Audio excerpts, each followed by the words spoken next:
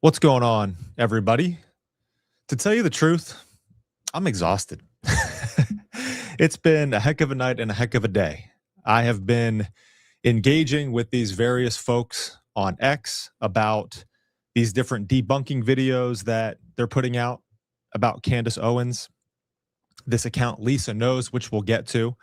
I'm about to take you through what she's been doing. But she is actually going to go on Paramount Tactical tomorrow, I believe. And then she'll be with me live on Friday, as I announced yesterday. And they got to talking about me. I had responded to one of her posts, and then Gary from Paramount Tactical put out a message underneath of it and called me Karen. And maybe I'll take you guys through that here in a bit, but saying that she doesn't owe me shit. And the only thing that I did was prove that I was a bad faith actor with her. Yeah, and then he blocked me. So in any case, yeah, I'll take you guys through that maybe after the fact. But yeah, it looks like here, I want to get to some super chats here before we get into it. And I apologize for being late. It just took me a while to put everything together for you guys here today. Coach Colin mentioned me on his show. That's great. I'll have to go check that out. Thanks for letting me know. I want to give a shout out here to a new member. What's up? Again, reminder for you guys, if you do get a membership here with me, then I will be doing a members only show where we can engage. And it looks like this person just gifted 10 Zach Costello memberships. Wow, that's awesome. Thank you. I really appreciate that. And then this one here, we'll get to these super chats before. Very generous donation. Thank you very much. And we'll get to the rest of these super chats here at the end. So don't hesitate, you guys, to drop them here in the chat as the video goes along. But hello, fellow Goyim and siblings in Christ. Hello, my fellow Goyim and siblings in Christ. All right, let's get into it, guys. No more wasting time. Look, Graham Allen put out a hit piece on Candace Owens that her opponents are sharing, claiming that it has ended her. She cannot recover from this, they say. Graham took it upon himself to be the martyr and say what no one else is willing to say about Candace Owens. And you guys, you need to brace yourself. Also, Candace Owens dropped a wild update on the situation developing between Erika Kirk and, at the time, 15-year-old girl named Jillian that I'm going to take you through here. As you know, as I just mentioned, I've invited this woman who goes by the name of Lisa Knows on social media. She has been doing viral videos that have been going viral of her debunking Candace's claims that Erika Kirk and Jillian, she says, just had a mentor-mentee relationship. She put out another video, I think later last night, which, again, the coordinated campaign against Candace, they say completely debunks this Erika Kirk is an alleged groomer and didn't do anything wrong narrative. You know that she is going to bring up these points on Friday in our debate. So we're going to go through them now. And let's see if it does debunk Candace. We're going to start there. I'm Zach Costello. On her show, stated that Jillian had said that the photographer's name started with an R, but she couldn't remember his name. His name was Joe Alisa. Does not start with an R. She also stated that Jillian said that he was short, chubby, and unattractive. This is what Joe looks like. This is a screenshot of Joe, the photographer's X account, as I took it last night. This is the picture that he has posted. Again, could this be somebody else's photo that he's using? Sure, but that'd be kind of weird. As a photographer, you're trying to promote yourself. So, but not only that, I immediately noticed that he is reposting posts that have to do with Jesus and a quote from John MacArthur. Seems like the guy is a Christian. He also follows a lot of conservative accounts. And right there, he has his website linked, so I went to it. And I'm expecting, Candace made it sound like these people were trafficking young girls. They're going to be, this is going to be some salacious, modeling, scantily clad young girls. The guy does professional headshots and lifestyle photography. Very clean. Everybody's covered. Nothing inappropriate is being shown. All right. So Joe Alisa looks to be the photographer. Doesn't begin with an R. She got her, you guys. Candace already said that she didn't catch his name. But for someone who spends so much time on this, you'd think that she'd do a little bit more research. this is not Joe Alyssa in the photo as she claimed that it was. Let me go back and show you guys what she's talking about. So she's pointing to that photo right there of Joe Alyssa. That's him. He's a good looking guy. It's not who Candace said. It's not some overweight, weird looking guy. So that debunks Candace's claim that Joe Alyssa, because this Joe Alyssa is some good looking guy, unlike Candace said. Well, that's wrong. Like, look, I don't have my mind in this like she does. She's the one that's going back and forth on all this stuff. But I want you guys to take a look at this. This is Joe Alyssa's page. That guy right there in the top left. You see that picture right there? This guy. That's that profile picture right there. That's his profile picture on X. He puts the people that he photographs, he puts their pictures as his profile picture. So what she said was weird is exactly what he does. And I'm going to show you guys this because I decided that I was going to go all the way into this guy's Instagram, into the depths of it to prove her wrong. This is where I'm at with all this stuff. But here's this guy. Look, his name is Sean Thompson. That's the dude right there.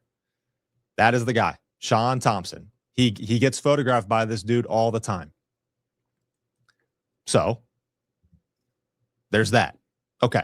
And then Lisa then goes on to connect a couple of Jillian's messages and makes the claim that based on her photos and messages that Jillian's mom did know about the photo shoot. Candace originally said that the mom did not know about it. And the mom, as Lisa is claiming here, actually took her to the photo shoot. Let's take a listen to this. So the day that Jillian announces the photo shoot being booked is March 6th of 2014. And then she gives her shout out to Joe, the photographer. Okay. I also noticed something else that happened on March 6th. Jillian's mother surprises her with a nail appointment for them to go get their nails done. Seems to me like mommy knew that she had a photo shoot booked and wanted to take her daughter to get her nails done. On March 11th, we have Jillian getting a brand new dress to wear to this photo shoot. And on March 13th, we have her saying that she made a professional makeup appointment to get her makeup done. How many 15-year-olds do you know that don't have a driver's license, don't have a car, and are able to drive themselves to get their nails done, buy a new dress, and get their makeup professionally done? Also, how many 15-year-olds do you know that are going to be paying for all of that when Jillian doesn't have a job? Her mother absolutely knew about this photo shoot, which Candace claims that her mother did not know about it. Her mother absolutely knew about it and was actually paying for things to prepare for Jillian to go to this photo shoot. And exactly like stated, the next Friday on March 14th of 2014, we get this post from Jillian saying it's time, and she's in the exact dress that she had bought on the 11th. Now, I want you to notice something. She is completely covered from head to toe, by the way. This dress is the most modest, appropriate attire for a 15-year-old. It literally goes up to the neck. It's a high collar, long sleeved dress. Very appropriate for a 15-year-old.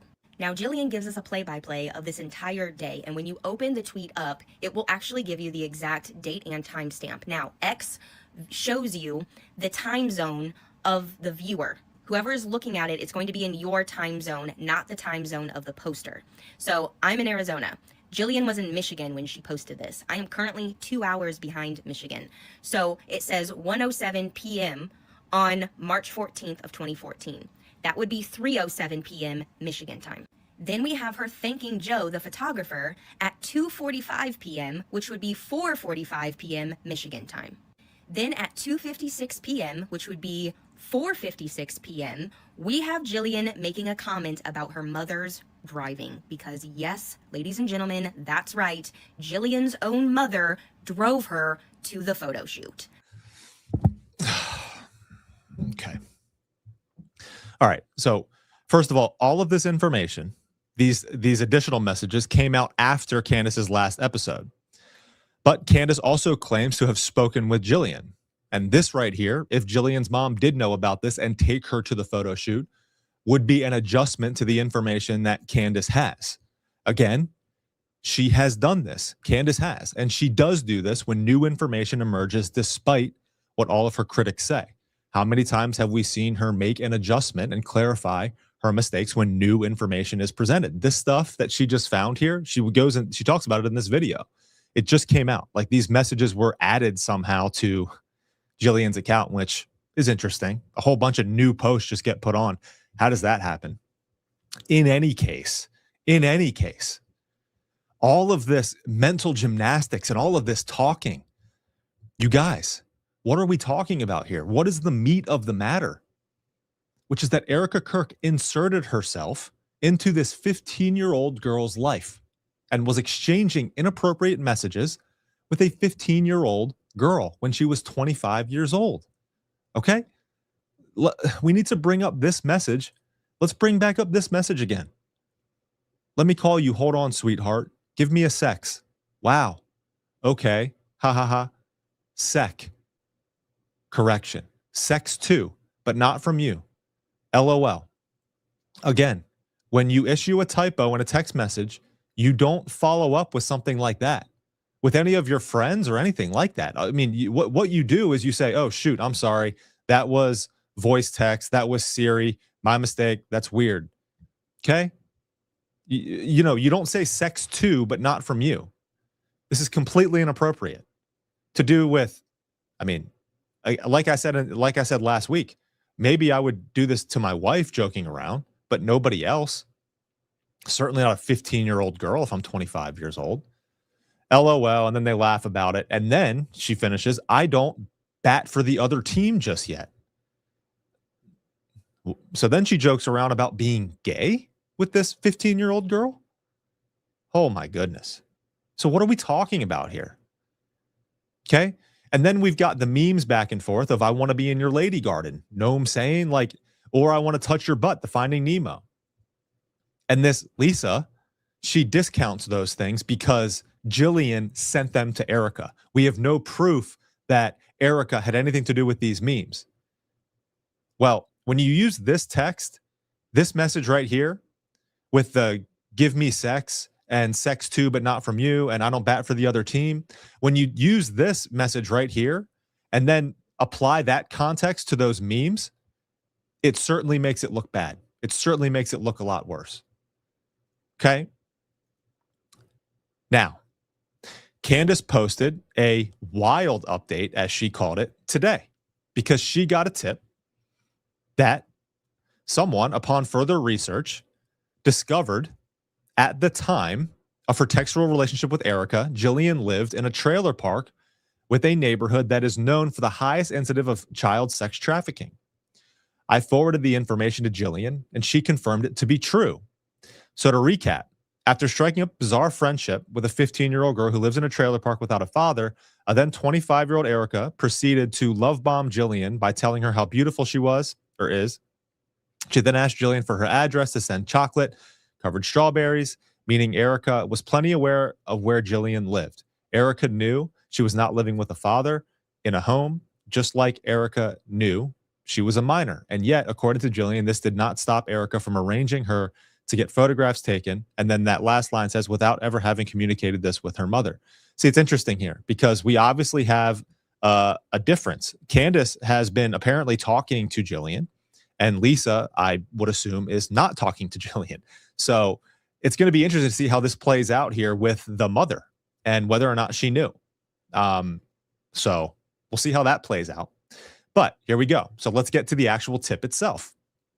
Hi, Candace. I have an interesting connection for you regarding Erika Franzve in Auburn Hills, Michigan. As a Metro Detroit native, current resident of Bloomfield Hills, it was widely and well known that the Great Lakes Crossing Outlet, and then that address there, 400 Baldwin Road, Auburn Hills, with that zip code, is the #1 sex trafficking location in the state of Michigan due to its confusing layout. And I just want to clarify, that's not Jillian's address. That is the Great Lakes Crossing Outlet. This is describing I believe a shopping center or an outlet. So it's just identifying the location that it's near. Okay, nobody's being doxxed here. But that's in close proximity to I-75 Expressway, making getaway very easy and convenient. And proximity to urban, blighted areas such as Pontiac. I work down the road, and my patients and I know never go there alone as a woman or at night, and to keep your children close at all times. Okay, it has a very scary reputation. See attached for evidence. All right, let's fast forward here. In addition, I did some searching of Jill Flacone, I believe is how you pronounce her last name, current and previous addresses to see her positioning, to see if her positioning in life made her a vulnerable target for Erika. Sure enough, see the attached evidence. I'm not trying to shame the girl, but these are facts that I think you need to be aware of and to give you some insider Michigan perspective. I know you have been in touch with Jill. Maybe you can confirm this, but I believe at the time of her relationship with Erika, Jill Falcone may have been a resident of, and that's redacted. She blocked that out, which is good. But in any case, she's talking about the trailer park on the outskirts of Pontiac. That's also her old address. Okay. So this is the tip that Candace is getting, that this is a very dangerous area as far as sex trafficking and sex crimes go. Okay. I went to the sex offender registry, which you can do. If you guys didn't know this, you can actually see where the registered sex offenders are in your neighborhood. And I used that outlet address that was provided in the tip for around Auburn Hills, Michigan, and using that zip code. And that fact checks true. Look at the cluster of registered sex offenders in this area. Okay. That's a lot. Like that's that proves what she is saying right there is true. Okay. Candace then brought up a number of Erika Kirk connections with sex trafficking incidents, if you guys have forgotten. But this involves Tyler Boyer. Look at Candace's post here. Turning Point USA opens up their headquarters directly across from Arizona Mills, one of the highest places for child sex trafficking in the state. Erika Kirk ran Romanian Angels to work with Romanian orphans. Erika Kirk launched her Make Heaven Crowded tour with Pastor Greg Laurie of Harvest Christian. She did that despite his church currently facing 12 lawsuits from 2025. Erika Kirk lived in China to work with child sex trafficking victims. She denies ever having lived in China. And then there's the last one right there. Jillian lived in the #1 neighborhood for sex trafficking. Okay. I mean, all of this at the very least, you guys, this is the most generous and most charitable perspective towards Erika Kirk for this situation. All this at the very least makes one question the character and integrity of Erika Kirk. Okay. This is what we are getting at. We all care a lot about what happened to Charlie Kirk. And it seems like his wife, who was doing everything possible to make it into stardom before they were married, to make it as an influencer, as an entrepreneur, as a CEO, has now stepped into the role after he died and morphed into something that is much different than who she put on to be during their marriage. It's something much different now. And she's leading Turning Point USA, an organization that meant a lot to conservatives in America, away from the direction that Charlie wanted it to go. Now, let's get to Graham Allen. He starts this off by claiming that Charlie Kirk was afraid of Candace Owens because if he ever turned against her, she would burn him and the entire TPUSA organization to the ground. Let's take a listen to this. That the thing that gave Charlie literal ulcers from anxiety and worry was Candace Owens. It is known by everyone inside that whenever Candace would come up, Candace is calling, she wants something, or she wants to talk about something, or she wants to come this, she wants to come that, Charlie would be riddled with such anxiety that other people would have to talk to Candace for Charlie, because Charlie knew what Candace actually was. It's like that scene from Halloween. I don't know how many of you have seen that, but there's this scene with Dr. Loomis, and he's talking about Michael Myers, and he's talking about the fact the first several years he spent trying to reach Michael Myers, and then the next 10 years he tried to keep him locked up because he saw that what was behind those eyes was nothing but pure evil. I believe that the same thing happened to Charlie behind closed doors with Candace Owens. Charlie at some point saw what was behind Candace Owens' eyes. And all he wanted to do was figure out a way to appease her enough to not have her turn against Turning Point, because you're seeing what happens when Candace Owens decides she wants to destroy something, somebody, someone, some movement, whatever it may be. Charlie lived in fear of Candace. Not because he didn't believe that he could defeat her, but we had elections to win, and it looked best to look as a united front in front of the world so we could win this elections. and he knew of what she was capable of doing if he did not. That's the truth. That is the truth among everything. Okay. So it's interesting to note, because it's just opened up about this last week. Candace just mentioned this last week, why she and Charlie split up and why she left Turning Point USA. She mentioned that this was because Charlie was dishonest with her about meeting with a particular donor.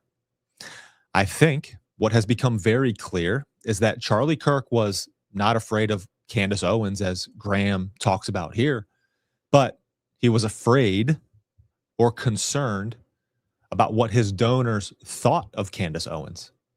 He expressed those frustrations in the last days of his life when he said in that now famous text messages that because of the stereotypical behavior of Jewish donors, I have no choice but to leave the pro-Israel cause. And he talked about bringing Tucker Carlson and, well, he talked about never getting rid of Tucker Carlson, but he talked about bringing Candace Owens back on. Okay. Charlie was afraid of Candace Owens. Come on. Charlie had to answer to a lot of Zionist donors who were making his life a living hell. And that was his mistake. So yes, Candace probably could have burned it all down, because when you have an organization that's full of chaff and you set a match to it, the whole thing could burst into flames and burn up. We know these issues Charlie was dealing with, and Candace was the one telling him not to. But here is the final clip, and this is what her haters are saying ends Candace Owens. Listen. Responses to the allegations, but now I feel that it is time to just tell the truth. Right? That's what Candace Owens says all the time. It's time to tell the truth. It's time to let the cat out of the bag.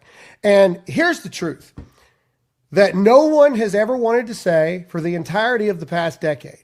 And that is, Candace Owens this is the biggest kept secret inside the conservative movement. Candace Owens has been the biggest thorn in the side, diva, absolute nightmare wrecking ball to the entire conservative movement behind the scenes for the past decade. That's the truth. That's the truth. Anyone who's not on record in front of a camera, they'll tell you the truth. Every single person that has ever worked with Candace Owens that's not still being paid by Candace Owens or has an NDA with Candace Owens, they can't stand her. Okay. She's horrible. All right. Graham Allen says this is the biggest kept secret inside the conservative movement, and that will destroy Candace Owens. No one has had the courage to say this until now, until Graham Allen just did.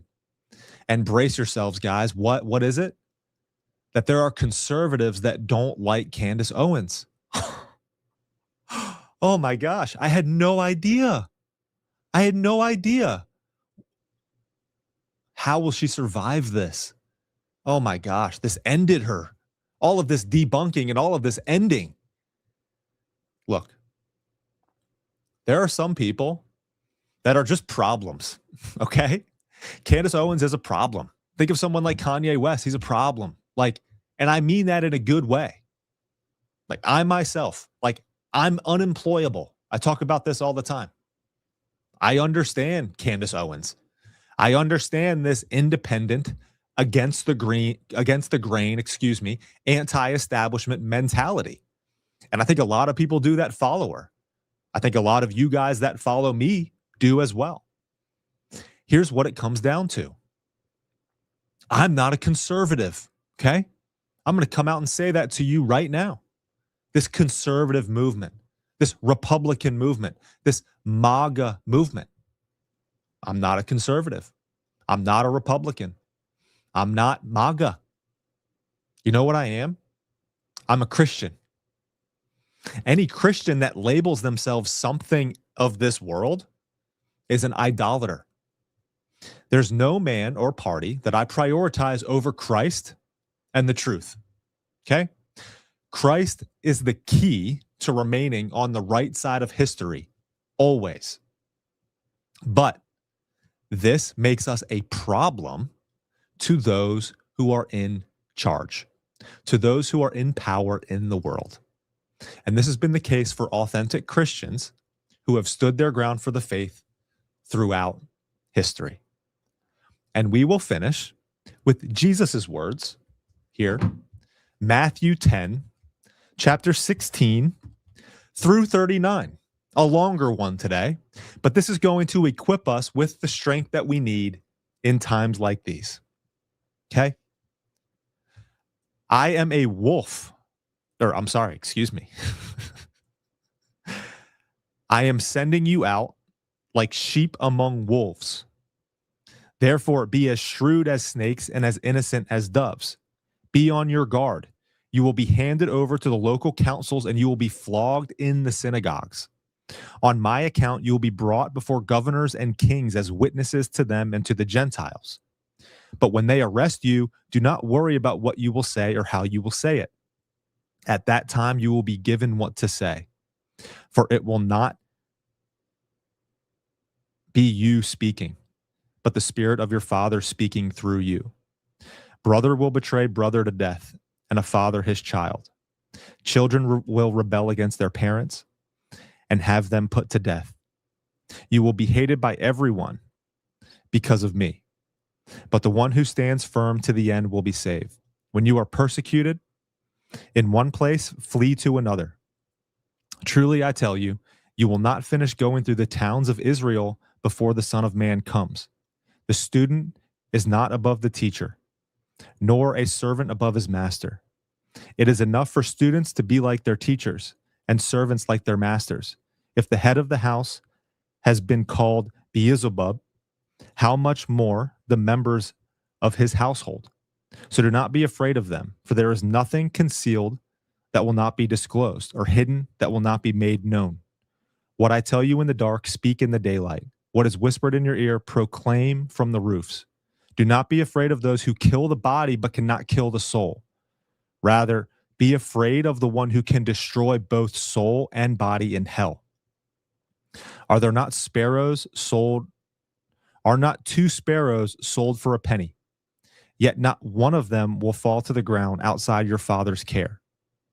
And even the very hairs on your head are all numbered. So don't be afraid. You are worth more than many sparrows. Whoever acknowledges me before others, I will acknowledge before my Father in heaven. But whoever disowns me before others, I will disown before my Father in heaven. Do not suppose that I have come to bring peace to the earth. I did not come to bring peace, but a sword. For I have come to turn a man against his father, a daughter against her mother, a daughter-in-law against her mother-in-law. A man's enemies will be members of his own household. Anyone who loves their father or mother more than me is not worthy of me. Anyone who loves their son or daughter more than me is not worthy of me. Whoever does not take up their cross and follow me is not worthy of me. Whoever finds their life will lose it, and whoever loses their life for my sake will find it. Christians throughout centuries, authentic Christians throughout centuries, have always been a problem to those who are in power. This is a universal truth of our faith. It's not going to change now. It has always been the case. Let's get to some comments.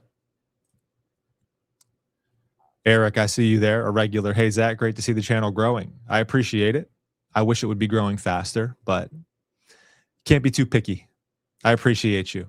Always be true. Another regular. Happy Mardi Gras. I will be offline during Lent. Don't miss me too much. I'll see you on the other side. Keep fighting for truth. I'm going to miss you. You're here every single day. I'm definitely going to miss you, but I encourage you to stay off during Lent. I think that's a great thing. I'll continue. I mean, this is obviously my job, so I will continue to be on publishing and doing this live on a daily basis. But I definitely appreciate your detachment from social media during Lent. I hope you stick to that, and I wish you a happy detachment and fasting from YouTube and social media. I hope it rejuvenates your mind and gets you closer and more aligned with God, so you can come back more clear on what your God-given purpose is in this life.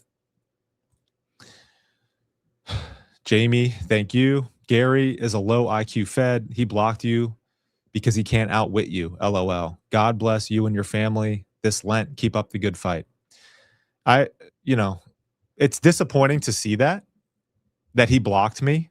Back in December, I emailed Gary about having him come on my channel, come on my show, so we could talk about some of the differences that we had arrived at and that we were covering. I didn't know anything about Gary until he started covering the Charlie Kirk investigation. And he was putting out some pretty good stuff early on about, just the overall, on-site assassination stuff. He originally thought that Charlie Kirk was wearing body armor, and I did a video that fairly clearly debunked that. I don't even like using that term because everybody uses that term now and nobody does anything. But the debunking that everybody's doing nowadays is really just like finding out more information and then updating the information so that we can get to the actual truth. It's like, all right, okay, Gary thought he was wearing body armor and that's what caused the deflection up to his neck, and that's why there was no exit wound. Like that was one of his arguments. And I very clearly showed that you could actually see prior to it, that you could see Charlie's chest outline and nipples in certain pictures. And it was very obvious. And then in addition to stuff that Erika was putting out about him not wearing body armor, I think Turning Point USA clarified he was not wearing body armor. That caused him to change. So what are we going to say here, that because Gary thought that Charlie was wearing body armor and he was vouching for that, does that make him a conspiracy theorist? Does that make him a liar? Because he was wrong about that. So, the return of the favor back to anybody who is maybe turning over stones that end up being wrong, or maybe they make a mistake at some point along the way in this investigation, like for him to then come out and just like bash everybody as terrible people and as bots. You see, he's constantly saying that if anybody disagrees with him, like he has people attack him online on X and in his comments on his YouTube feed. These are all bots. It's like, dude, have you thought about the fact that like there are real people that probably just don't agree with you? I mean, it's frustrating because I literally reached out to him so we could talk face to face, man to man about these things, and then he literally like responds to one of my posts on this Lisa lady's profile and then calls me a Karen, like curses at me, and then blocks me so I can't even respond. It's like, all right, dude, like way to act like an adult, appreciate you. I mean, I'd say if he unblock, I don't even care if he unblocks me. I'd be still happy to have him on so we could talk about our differences. Like, I just don't agree with him on a number of these things now.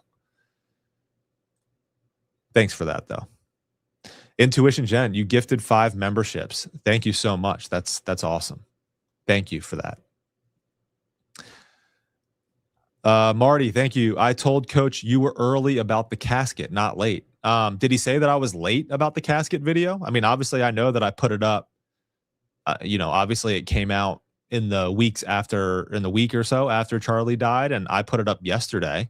But I thought it was time for us to revisit it, given the updates that have come out and the latest behavior of Erika Kirk. So I figured it was something that we should actually put out into the public sphere so we could talk about it and hash it out. And yeah, that post went pretty crazy viral. I mean, I think last time I checked, it was at 4.8 million views. So obviously there's been some built up frustration and anger regarding that post. I don't know if you guys saw this on X, but go and look at my X feed, because that post caused the trending topics. It qualified as a trending topic on X. And when I clicked on that, when you click on those trending news articles or those trending news topics, it'll give you that Grok summary up top. I clicked that and looked at it, and Grok was explaining what was going on. And in that Grok message, in that Grok summary, it said that Tyler Robinson was in custody for having assassinated Charlie Kirk, and that Tyler Robinson had later committed suicide. It said, the Grok AI summary said that Tyler Robin has since committed suicide. Isn't that crazy? Isn't that crazy? So a lot of crazy stuff came from that. But yeah, I mean, did Coach Collins say that I was late about that message? I don't know. I mean, I know that it happened a while ago, but it's, we were talking about, my wife and I, how weird it was. I explained that to you guys yesterday, and it was time to bring it back up. And apparently I was right. So anyway, Katie, thank you. Greetings from Finland. Stay strong. Wow. Awesome. Cool. Nice to know I have a fan in Finland. That's cool. Global. Zach Costello channel is global. New member, thank you for joining. Let's go. Intuition Jen, another one. Appreciate you. Great Bible verse. We are watching this verse play out in real time. Yeah, I thought it was very relevant, and it was actually one that I was talking with my family about this past weekend, with regard to what it's going to take in this modern time to fight the things that we are up against. I've said to you guys many times, I mean, this battle that we're in with Zionism, being considered anti-Semitism, and that going against 2,000 years of Orthodox Christian belief. We are entering a time where Christians, authentic Christians that ascribe to Orthodox Christian belief, original Christian belief, are going to be labeled as anti-Semites. And there is a very serious and powerful lobby on behalf of those Zionists, and they will crack down on us. And it's not just, it's cracking down via social media censorship. They are working by hook or crook to repeal Section 230 so that they can wage lawfare against these social media companies for allowing the spread of anti-Semitism, which is anti-Zionism. You see where this is going? Okay. I shared these posts on X yesterday. Go look at it. But 400, let me get the exact number for you guys. Where is it? Bear with me. Give me 1 second. It's going to be right here. 401 out of 535 members of the House of Representatives and 62 out of 100 senators receive funding from the pro-Israel lobby, AIPAC, or associated with AIPAC, or other pro-Israel interest groups. Okay? That is a major, major portion of our government that is bought and paid for by the pro-Israel lobby. Okay? And they wage lawfare. Like, they're connected to this lobby are militant organizations like the ADL, like Fight Anti-Semitism. Not only do they wage lawfare against anybody that they deem anti-Semitic, they are talking about, obviously, attacking the social media companies, getting us off alternative media. They are talking about going after our employments, our employment and our jobs. They are publishing addresses, work addresses. They're basically doxing people and publishing people's companies that they deem anti-Semitic. The president of Stop Anti-Semitism, you can look at that X account, but the Stop Anti-Semitism account /brand, I believe it's a nonprofit, has said that they have made it their job, and they have people working full time to literally ruin the lives and financial ability of anybody who they consider anti-Semitic. So this is a very serious problem that we are getting ourselves into here. This is a historical religious issue, and it's something that we need to be very aware of. And that verse that I just read from Matthew is extremely relevant and timely. I am sending you out like sheep among wolves. Okay. We need to be as shrewd as snakes and as innocent as doves. Be on your guard. You will be handed over to the local councils and flogged in the synagogues. Guys, Wake up. It's happening. Thanks for that. The Rachie, pray for the Jews. We all need Jesus. I agree. I totally agree. Look, it's not the individual person it's not these individual people that we attack or that we hate. It's the ideology that consumes them. It's the belief system, right? And we need to remember that. Like these individuals, these people are consumed with a specific ideology that is not of Christ, that is not Christian. So our role, as it has always been, because Christian history is not one of Christians revolting in violence against our oppressors or against the different institutions, you can say, that oppose us in this world. No, we are called to go forth and make disciples of all nations. We are called to go forth and win over to the way in truth and in love, but in a sharp and effective way. Okay. But we do that through truth and we do that through love. Okay. And if we are called to put ourselves in danger for doing so, and if it means getting in the trenches and getting ourselves on the front lines and getting ourselves into trouble with these opposing powers at B right now, then that is the call of our time. Look, there are church fathers, there are saints throughout our history, there are martyrs throughout our history that, were handed over and fed to lions, were crucified upside down, were burned at the stake. I mean, burned and roasted, literally tortured.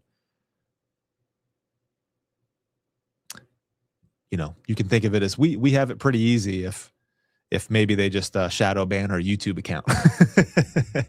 No, we don't. Again, there are Christians in other places throughout the world that actually are dying for the faith, and I hope it doesn't come to that in America. This country was created so that people of all faiths could practice their religion free from tyrannical control, whether that be another religious ideology or just a secular state ideology. And that's at risk right now. So it's a scary thing. It's a scary thing. Because what is very clear about Christian history is that many have died for the faith at the hands of tyrannical, religious, and secular ideologies. I did not grow up in a religious home, but I've gained so much knowledge from your videos. I appreciate all of your hard work and your ability to educate the audience on this historical religious issue. I really appreciate that. What I will say is that my main reason and purpose for doing this channel is to be able to communicate these truths about the Christian faith in a way that I hope is unique and effective from my own perspective.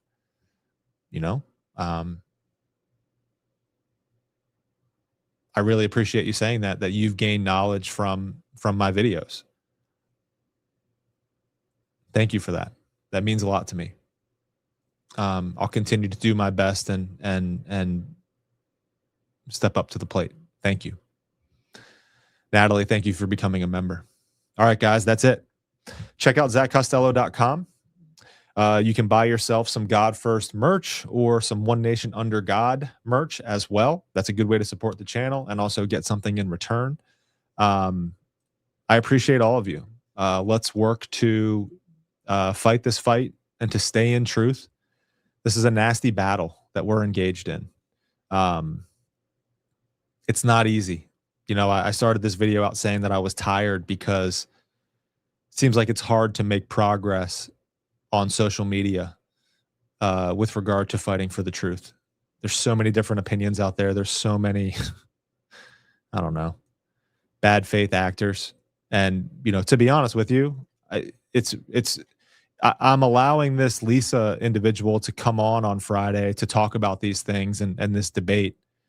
I kind of have an idea of what it's going to be like. I know what she's going to do. She's going to go through this whole mental gymnastics type of deal that she's been going through to try to prove that Erika was a good mentor. And look, my concern is it's not going to be that it's not going to be that great of a conversation and a debate, because when it comes down to it, it's just like, I don't agree. I don't agree with you that Erika Kirk is being a good mentor to this young, vulnerable girl right here. And I look at that. I look at this from the perspective of being a parent.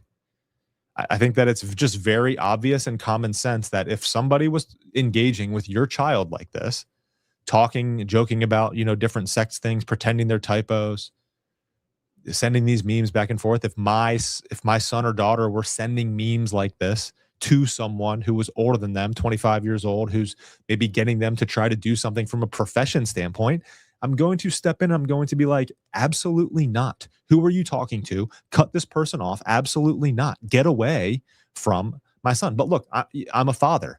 This young girl didn't have a father.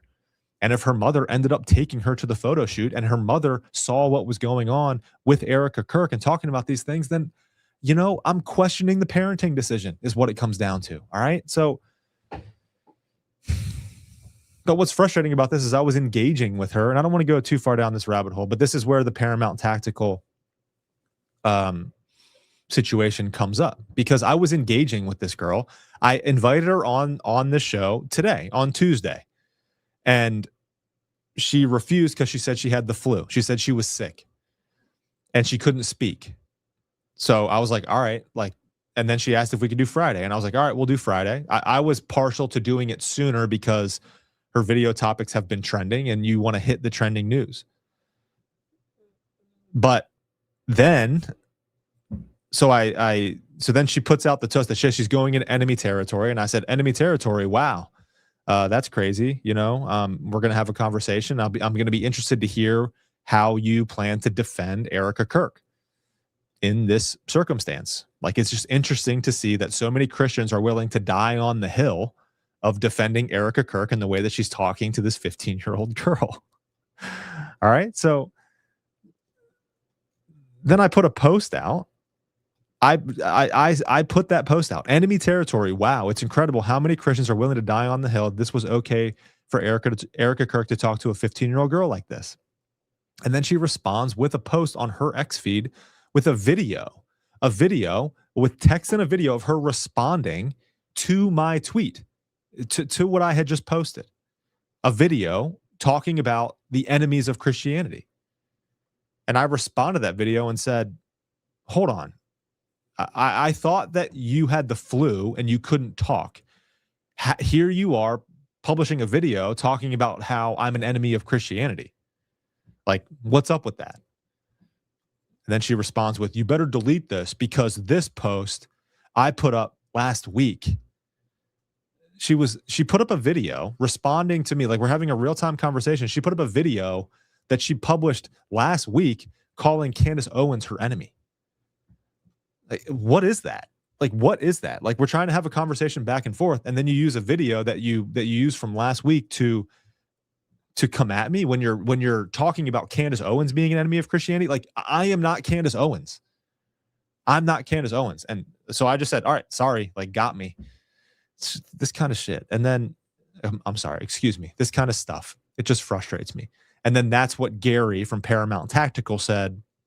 He commented on that post and then said, she doesn't know you anything, blah, blah, blah. Called me a Karen, called me a bad faith actor. It's all right, man. And then he blocked me, so I couldn't even respond. So that's where we're at. But that's a little why I'm kind of drained today. But in any case, guys, I appreciate all of you, and I will see you tomorrow.